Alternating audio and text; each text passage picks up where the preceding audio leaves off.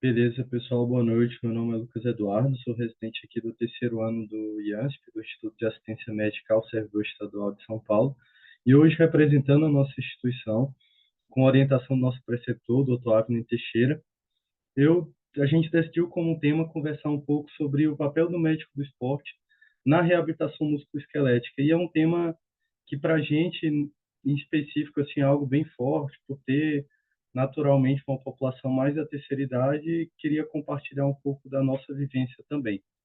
Por ser um tema muito amplo, optei por começar com um caso clínico que é real, do nosso ambulatório mesmo, e que com certeza também é emblemático aí na prática médica de vocês.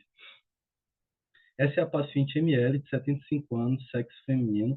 De antecedentes, ela é hipertensa e diabética não insulino necessitada, faz uso de losartana 50 12 em 12, anlodipino 10, glifage, café, almoço e jantar, e já usando a dipirona 1 grama de horário todos os dias, e o tramal pelo menos 2 a 3 vezes na semana, mas ainda com SOS.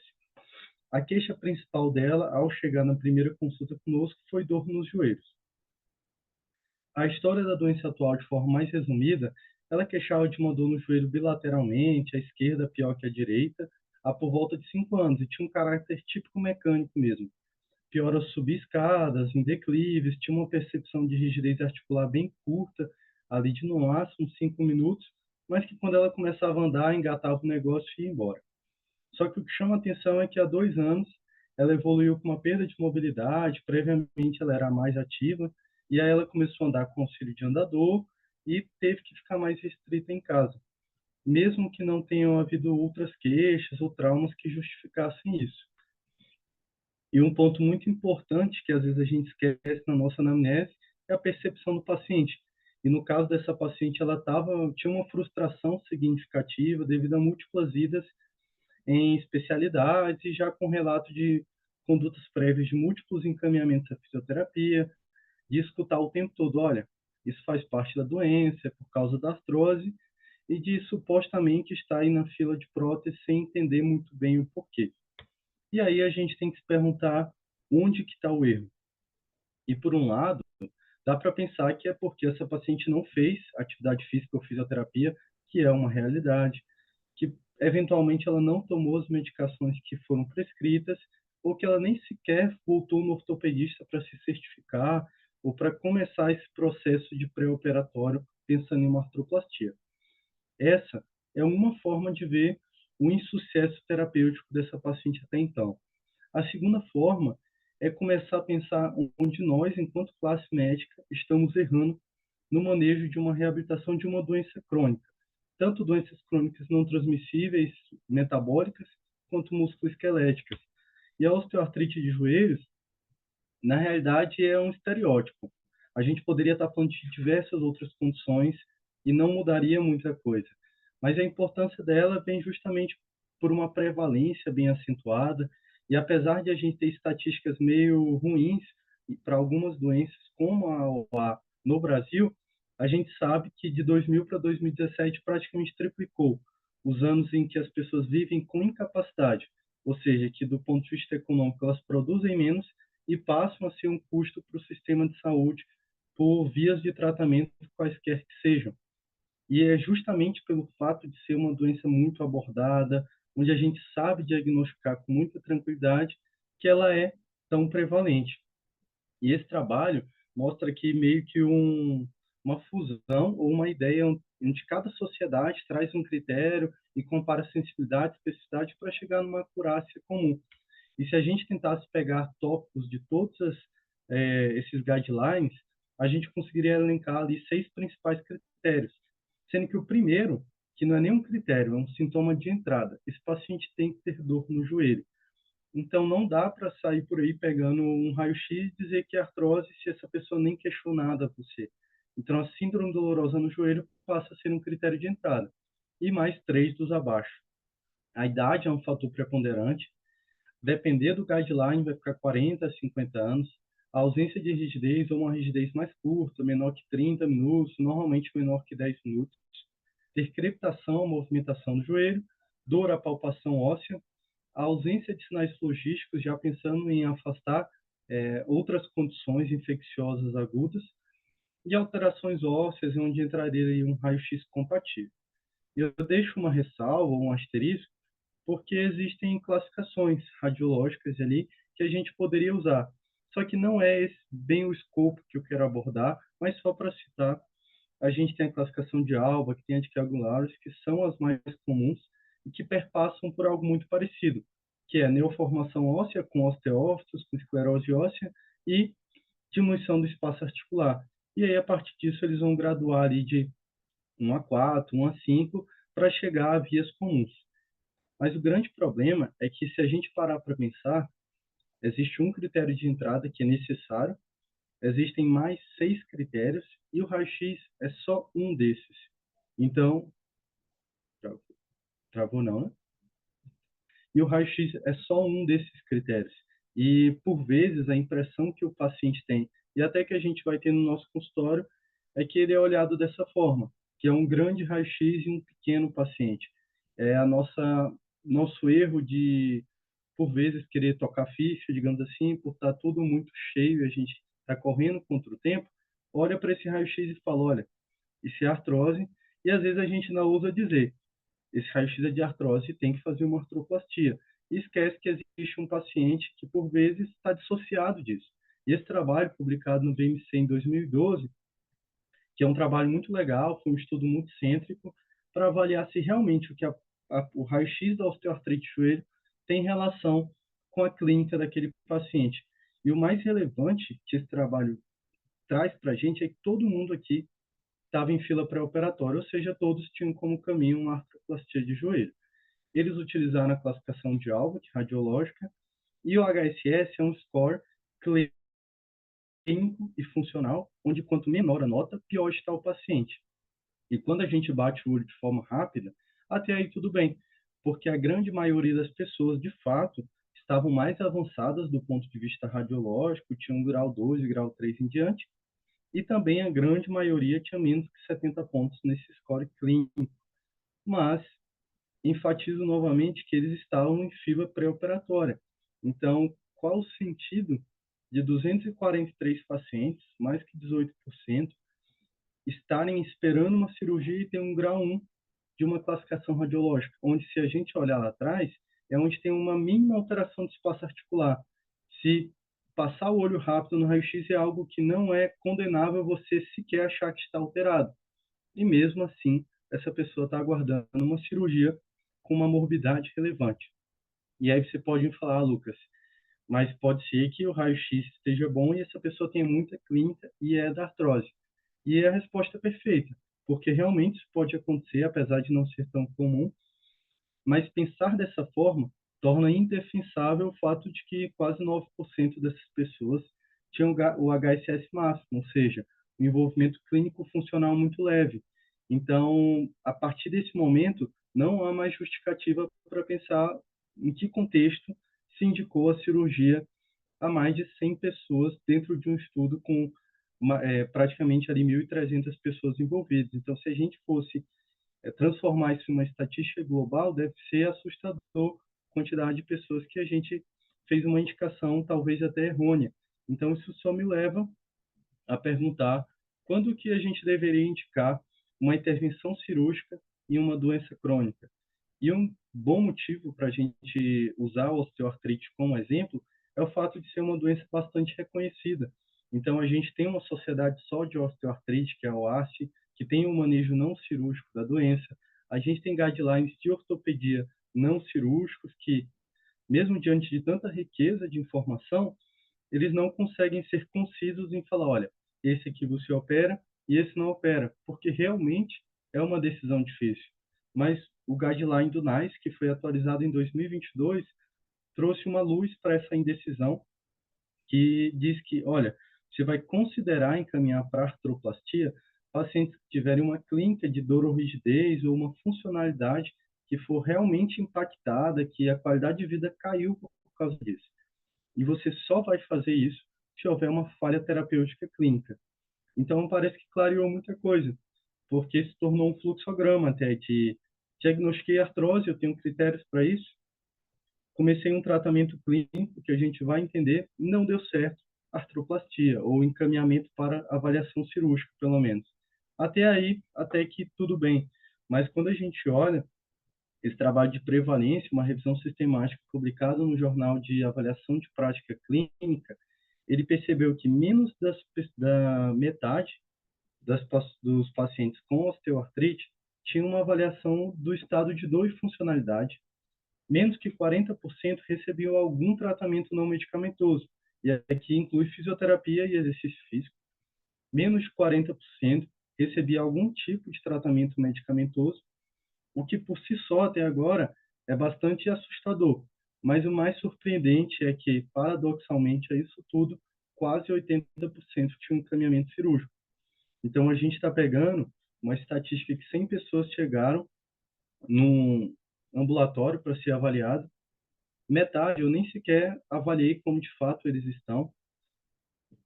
40% eu tentei fazer alguma medida educativa, de exercício físico, mas, em contrapartida, praticamente todo mundo eu falei que é cirúrgico. Então, quando a gente volta para a nossa pergunta de quando indicar uma intervenção cirúrgica, existem dois cenários. O primeiro é que nós sabemos disso tudo, estamos sendo negligentes com a saúde do paciente, seja por inúmeros motivos, porque às vezes a gente enxerga, especialmente nós que somos clínicos, não cirúrgicos, às vezes a gente tem a visão de que a cirurgia resolveria um problema, porque é um tratamento definitivo, porque substitui aquilo que é o causador da patologia de base do paciente, e isso também passa ali na cabeça do paciente, mas que não funciona bem assim, que a gente sabe que precisa de um pré-operatório para que o pós-operatório seja bem sucedido. Esse é o primeiro cenário. O segundo, que é o que eu realmente acredito, é que talvez nós não saibamos ainda. E pelo fato da ausência desse conhecimento bem definido, às vezes a gente acaba superestimando a necessidade de um encaminhamento cirúrgico precoce. Até porque, quando a gente fala de um tratamento clínico, com muita clareza a gente já sabe o quanto ele é benéfico, falando de inúmeras condições, e no caso a osteoartrite.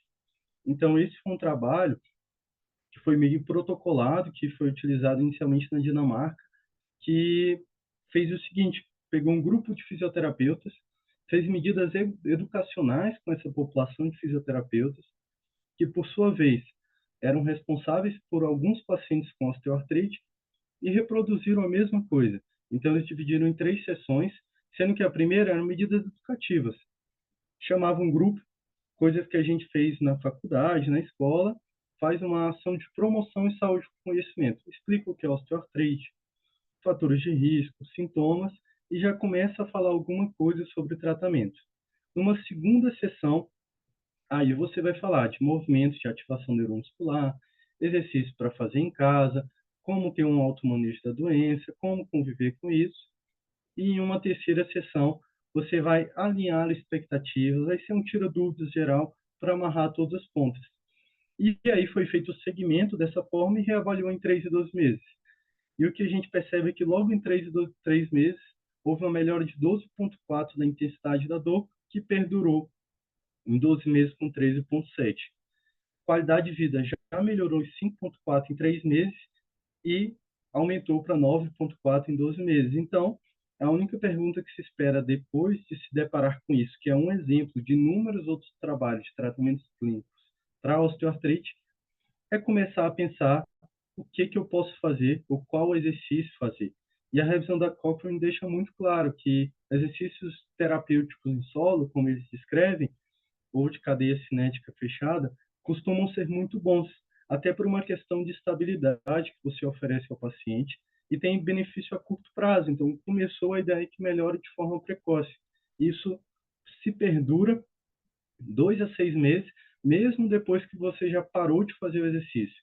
Óbvio que a ideia é que seja prolongado, mas a gente tem um efeito duradouro mesmo que o paciente cesse ali.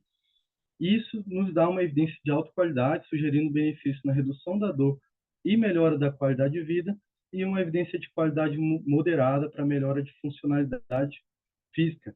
E quando a gente traz para o guideline do Colégio Americano de Reumatologia, ainda sobre exercício físico, publicado em 2019, se você parar para ver, tem inúmeras tabelas. E a intenção não é olhar a tabela em si agora, porque no final o próprio guideline já elenca, olha, realmente vão ter diferenças percentuais, às vezes a musculação para esse paciente é melhor, enfim, tem detalhes que você poderia ser mais assertivo em falar, aqui é o melhor benefício clínico. Mas, para falar a verdade, o próprio consenso dos autores é que não vale a pena. A gente está falando de um paciente que normalmente tem mais que 50 anos, que está sofrendo de dor há muito tempo e que tem todos os obstáculos do mundo para não fazer absolutamente nada. Então, a ideia do exercício nesse contexto é saber que qualquer um ele vai se beneficiar. É o exercício em casa, é o exercício isométrico, é a caminhada, qualquer coisa que gere um mínimo de adesão e tire os obstáculos, para esse tipo de paciente é muito válido. Então, por vezes, a gente recrimina um pouco. O paciente, não melhorou, mas não se deu o trabalho sequer de fazer musculação ou fisioterapia. Mas tem uma realidade socioeconômica e emocional desses pacientes impeditiva. Então, essa graduação de começar em algo que ele se identifica é algo bem respaldado pela literatura. Mas é claro que a gente pode fazendo outras medidas até que o exercício surta um efeito esperado para controle de dor. E a perda de peso é, de fato, uma medida que nós devemos instituir naqueles pacientes com sobrepeso ou obesidade. Então, esse trabalho foi publicado em 2018 porque queria saber se é, de fato, uma curva dose-resposta, ou seja, se a gente pegar pessoas com sobrepeso e obesidade, quanto mais peso perdido é melhor, pensando em osteoartrite, e a realidade é que sim. Então foram separados 4 grupos, onde um grupo era uma perda de peso menor que 5%, um segundo grupo de 5 a 10%, um terceiro de 10 a 20% e o quarto que perdeu mais que 20% do peso corporal. E a gente percebeu que o grupo que perdeu mais que 20% melhorou 25% a mais do que o grupo que perdeu entre 10 e 20, mostrando ali um peso estatisticamente significativo e, obviamente, clinicamente relevante.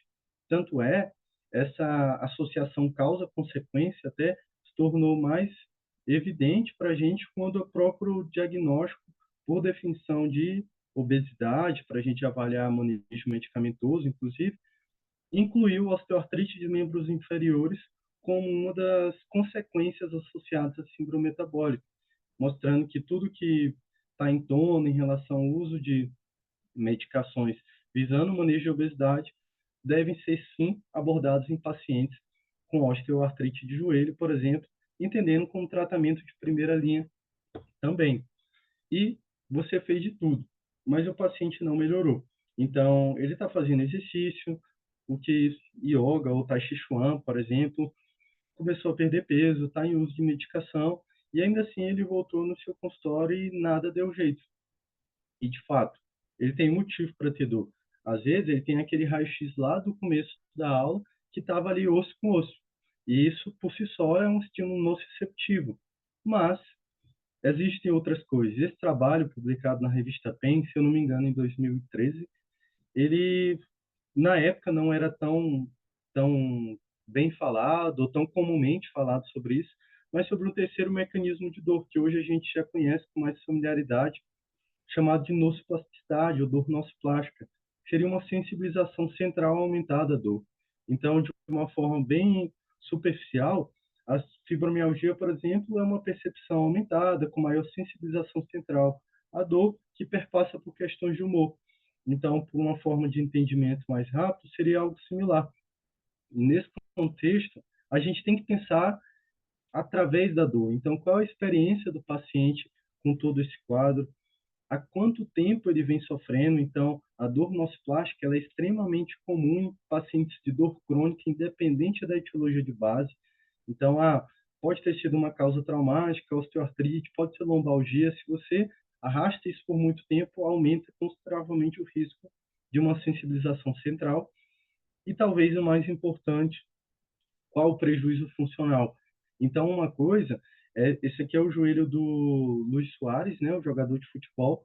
Uma coisa é se daqui a, sei lá, 5, 10 anos, ele ficar impedido de jogar com muita dor, não consegue andar, é um cenário. O segundo é a senhorinha que começou com dor de 70 anos, já não fazia tantas atividades. Ambos têm as suas particularidades, a sua significância, mas talvez para o jogador seja emocionalmente muito mais impactante o fato dele ser bem mais ativo previamente. Então, tudo isso a gente deve individualizar para entender de fato a experiência com a dor desse paciente. E lembrar que nem tudo é o que parece. Então, não é porque é idoso, tem um raio-x daquele jeito e dói, que é artrose. Pode até ter artrose, mas no joelho tem muita coisa. Pode ser uma tendinopatia de quadricipital, patelar, anserina, pode ter um derrame articular significativo, pode ser doença degenerativa do menisco associada. Enfim, tem outras causas subjacentes que a gente, pelo menos, deve olhar com mais carinho para ver se não representam um problema ao nosso paciente. E quando a gente entende tudo isso, enfim, pode voltar ao nosso caso clínico inicial e tentar entender um pouco ali o que nós fizemos para tentar auxiliar essa paciente que já vinha com um quadro arrastado aí há 5 anos. Então, a primeira coisa foi uma grande papo-terapia. Isso está longe de ser um termo pejorativo. Na realidade, é um termo popularizado de alguém que sou eu, que tenho zero expertise em terapia cognitiva, em psicoterapia, mas que, assim como qualquer um de nós, tem total capacidade de uma escutativa. Então, a papoterapia é permitir que o paciente fale sobre coisas da vida, coisas boas, quem ele é, quem ele foi, o que ele gosta de fazer, qual a experiência que ele está tendo em ficar acamado ou então em usar um andador. Tudo isso faz parte de uma escuta sobre um problema atual e sobre tudo que envolve de contexto. E isso, no próprio guideline da OASI, é considerado como propedêutica inicial, que é avaliar qual é o socioeconômico dessa pessoa, quais são as expectativas, o quanto isso repercute em sono, qual é o humor dela em relação a isso, para que de fato a gente comece a manejá-la. E não só é uma medida de propedêutica inicial, como voltando ao guideline do NICE, só que agora de dor crônica, publicado em 2021, coloca que essa papoterapia, ou melhor ainda, se possível, uma psicoterapia, tem que fazer parte de primeira linha. Todas as diretrizes de tratamento psicológico psiquiátrico colocam o exercício físico e a terapia comportamental, de conversar mesmo, como uma medida que não pode ser dispensada e pulada para uma próxima etapa. Mas feito isso, depois de bastante tempo de conversa, depois de uma anamnese, exame clínico, exame físico, eu percebi que ela estava com andador igual na imagem inicial. E como não houve traumas, nada assim abrupto, eu sempre costumo fazer a pergunta de por que ele usa aquilo. E a resposta dela é bem emblemática e é algo que deve se reproduzir o tempo todo nesses pacientes, que é: eu tenho a percepção de que eu não tenho força, não tenho firmeza. Então, se eu botar a perna no chão, eu sinto que eu vou cair. Nesse contexto, a gente fez uma avaliação em consultório de força, com uma dinamometria manual, e apesar de não ter evidências mostrando que de forma absoluta é um valor bom ou ruim, dá para bater o olho e saber que não está bom. Então, ela tem uma extensão de joelho que foi estimada em 11,13 kg força à esquerda, em 15,65 à direita, uma flexão de joelho à esquerda de 6,65 e a direita de 8,11. De novo, a gente não tem aquele valor bem estabelecido para a idade, para a doença, mas é compatível com a queixa ativa dela e isso deve ser levado em consideração. E aí ela me falou: olha, eu tenho condições de um fisioterapeuta ir 1 ou 2 vezes na minha casa, né, por semana. E eu falei: perfeito, fiz um relatório, a gente fez toda a avaliação pré-participação dela, mesmo que fosse baixíssima intensidade, emitimos um relatório de força que a gente repetiu periodicamente, e aí eu passei a minha visão ao fisioterapeuta. Expliquei o que ela estava passando, o que ela tinha comentado, e pedi a visão dele depois da avaliação inicial. E aí nós tratamos um plano conjunto e começamos o tratamento dela, que nas primeiras semanas era só levantar da cadeira, com ele segurando a mão, e sentar, até que ela deu os primeiros passos segurando a mão dele. E enquanto isso, a gente foi tratando condições associadas. Então, esse é o ultrassom do joelho dela inicial. Ela tinha um derrame articular com espessamento importante. Aí tinha praticamente 100 ml, 80 100 ml de líquido. E ela tinha uma tendinopatia anserina, o qual ambos foram tratados. E lembrar que derrame articular, inflamações articulares, são extremamente comuns em osteoartrite de joelho, secundárias a isso. E esse trabalho, que também foi publicado pela OASI, em um estudo multicêntrico, mostra que isso gera uma sensibilização. Então, a recomendação é que a gente acesse isso precocemente. Pacientes com osteoartrite de joelho, mais idosos, você fazer busca ativa, se não tem um derrame articular, se não tem uma reação inflamatória articular, que possa ser tratado em paralelo e diminuir a percepção de dor, melhorar a capacidade desse paciente de forma que a longo prazo ele não tenha uma sensibilização central, não tenha aquele componente de dor nociplástico, inclusive, mais importante.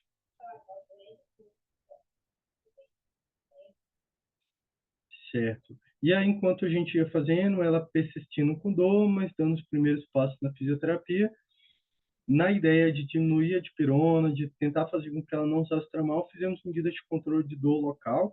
Então, esse foi um bloqueio de nervo genicular, um nervo periférico sensitivo, e um procedimento também guiado por ultrassom.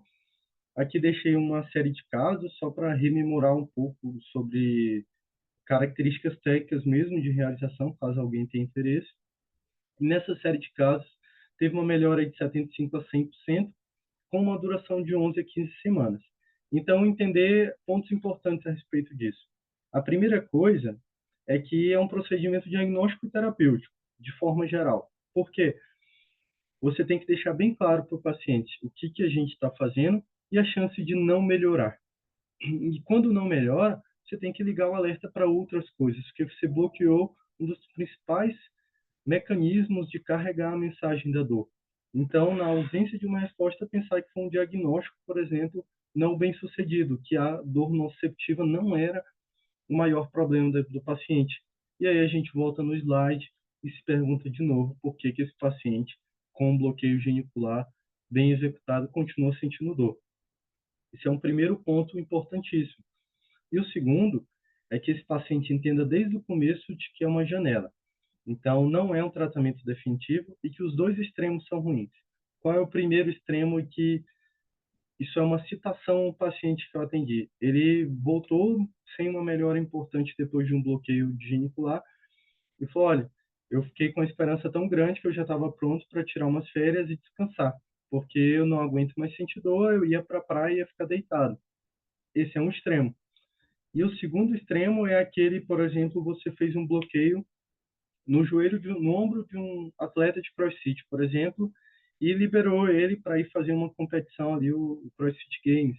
Então, passa a ser um pouco mais arriscado porque você diminuiu a percepção de dor daquele paciente. Os dois extremos tendem a ser ou danosos ou inefetivos, enquanto o meio caminho seria, olha, agora você vai intensificar a fisioterapia, atividade física direcionada, bem controlada, para que a gente aproveite essa janela de oportunidade. E assim ela fez. Foi um momento onde o fisioterapeuta pegou mais. E, diante disso, a gente repetindo a dinamometria, e aqui vocês veem que a gente já começou a ter algum avanço, algum ganho de quilo-força desse paciente, tanto em extensão quanto flexão. E em na realidade, quase 4 meses do início do tratamento, ela já voltou em consulta, ainda com andador, mas depois de novas conversas e por a gente ter criado um vínculo muito bom, ela deu os primeiros passos sem um andador no consultório, sem o apoio de ninguém, sem segurar na mão do marido, sem segurar na minha mão. Ela deu os primeiros passos em marcha de minuta, mas começou a andar. Então, todos nós gostamos de performance. É muito legal ver um atleta de jiu-jitsu, de luta, de futebol, basquete, quer que seja, voltar a campo, voltar à quadra, que é o return to play. Mas quando a gente pensa no idosinho, é o retorno à funcionalidade. Então, tudo isso aconteceu porque ela confiou depois de muita conversa. Não é mérito técnico de ninguém que assistiu ela. Isso acho que é um pequeno detalhe dessa conversa toda. Foi muito mais o acolhimento. E aí ela voltou a andar em casa sem apoio, voltou a fazer as caminhadas, e apesar dela estar com apoio na foto, se você reparar, ela não toca no chão, basicamente. Ela usa por medo de cair, o que é justo. Ela cessou o uso de pirona e tramal, agora é de pirona SOS, e olhe lá, e recuperou a qualidade de vida. Mas acho que o ponto final mais importante é entender que essa discussão não é sobre osteoartrite, que a gente poderia ter falado sobre inúmeras outras coisas. A gente poderia ter falado sobre lombalgia, que foi uma discussão de sessão clínica que a gente teve ano passado, sabendo que existem excelentes evidências para manejo de dor crônica lombar, Existem trabalhos como o Walk-Back Pain mostrando que só o fato de você estimular esse paciente a dar mais passos ao dia, a gente consegue melhorar o controle de dor.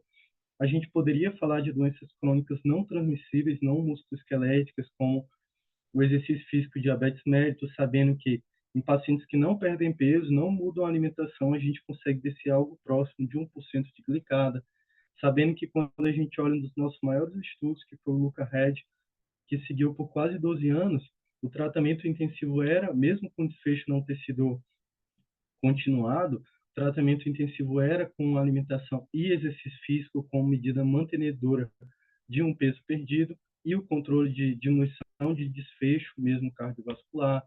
A gente poderia ter falado essa aula sobre hipertensão arterial sistêmica e exercício físico, onde a gente sabe, com uma revisão sistemática, uma meta-análise incrível, mostrando perda de até diminuição de até 12 milímetros de mercúrio só com exercício, sabendo que foi comparado resistido, aeróbico, combinado e o isométrico, que é o que o paciente vai fazer em casa, sendo o melhor deles nessa revisão, onde foi o máximo de redução da sistólica em um agachamento encostado na parede, em exercícios com bandagem, com elástico, que são algo que é muito fácil de convencer um idoso que toma 3 medicações para pressão, de que talvez dê para tirar uma, ou para o que toma uma, de talvez a gente controlar de forma segura, sem medicação. É muito fácil convencer isso com exercício a realizar em casa. Óbvio que tem outras nuances, mas pensando especificamente em uma doença, a gente teria muito benefício de forma simples. A gente tem a publicação da American Heart Association, tem um guideline do ESC falando, olha, de novo, faz de tudo, faz o que você quiser de exercício para hipertensão, obviamente com segurança, mas entender que o grande problema nunca foi e não é qual exercício escolher, está no fato de que a classe de saúde, a classe médica, não está convencida do exercício como uma medida de fato terapêutica. E quem não está convencido não é capaz de convencer alguém. Então, tudo que a gente fala de reabilitar ou de tratar doenças crônicas voltam por uma capacidade de se relacionar com o paciente e, de fato, a gente ter um êxito terapêutico, como felizmente a gente teve no caso clínico ilustrado. Bom, essas foram as principais referências, também posso disponibilizar depois, para quem quiser se aprofundar mais no assunto. Aqui estão só